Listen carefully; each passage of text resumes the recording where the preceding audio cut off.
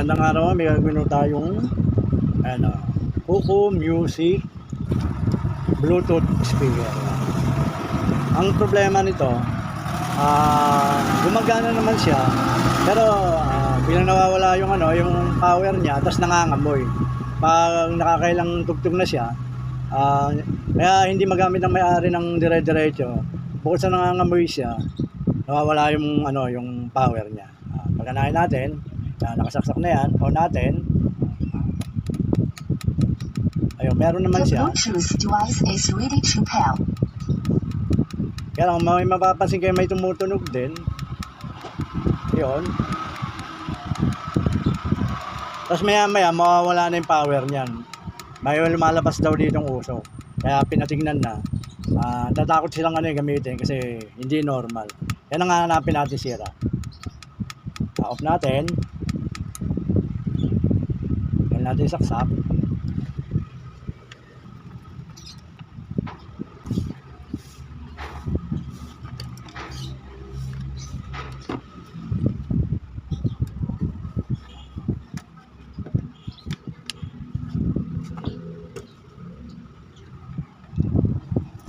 Ito lang yung laman ng pyesa ng ng Bluetooth speaker na to. Yan. Ang gagawin natin, tatanggalin natin tong harapan. Titingnan natin yung yung pinakaloob niya kasi siya sarado dito sa may sa may parting to, yung parte rito sa may loob na to, hindi mo makita. Kaya ang gagawin natin, babaklasin natin ito para yung pyesa ro sa loob makita natin. Tingnan natin kung kung anong pyesa yung nasira.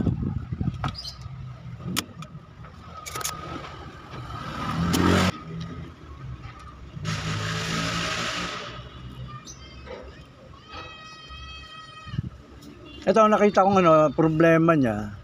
Okay naman tong socket niya. Ito. Itong sa sa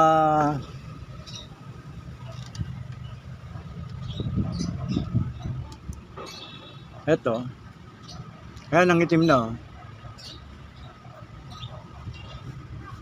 Ayun yung parting to ng ng on and off switch niya.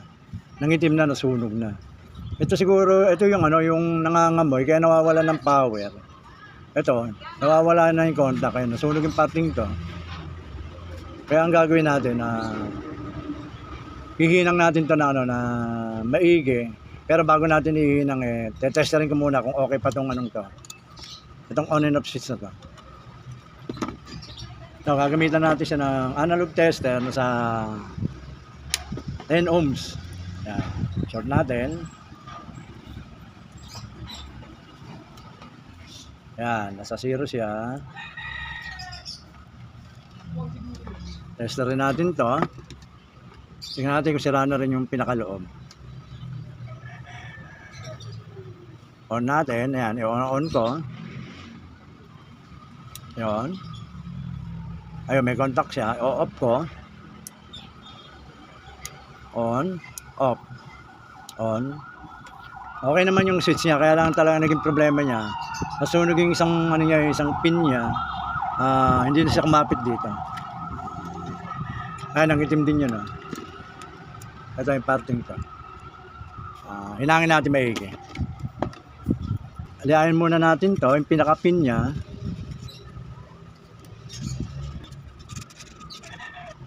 Ito, yung parting nasunog.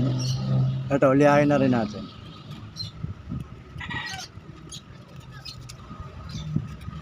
Yan, okay na, malinis na. Gagawin natin, ihinang na natin ito ng ng maayos. Pakakapalin natin yung Yan.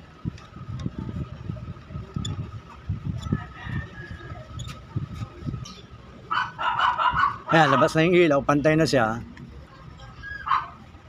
Yan.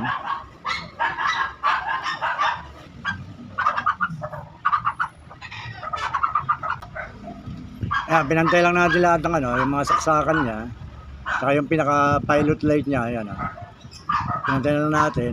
Ayan, hindi na siya maluwag. Itong parting to. Ayan itong dalawang to, hihinang natin. Yan. Kakapalan na natin yung hinang para hindi na siya basa-basa matanggal.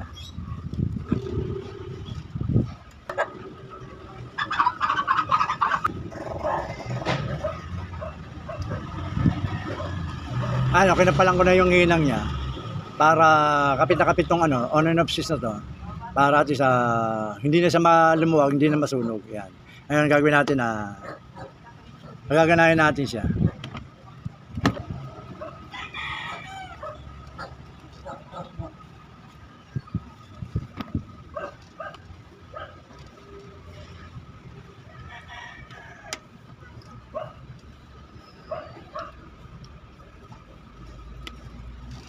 Yan, ilagay na natin yung sa speaker niya. Ay, naisara na natin tong ano, tong Poco Music Bluetooth na to. Bali, ang gagawin natin ngayon na pagaganahin natin. Yan. The Bluetooth device is ready to pair. The Bluetooth device is connected successfully.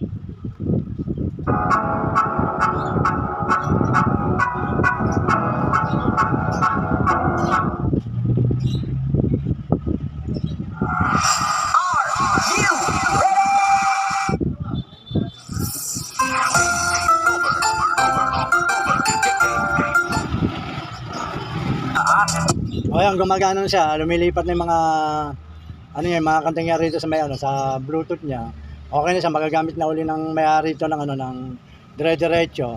Pwede na uli silang mag-Samsung matagal.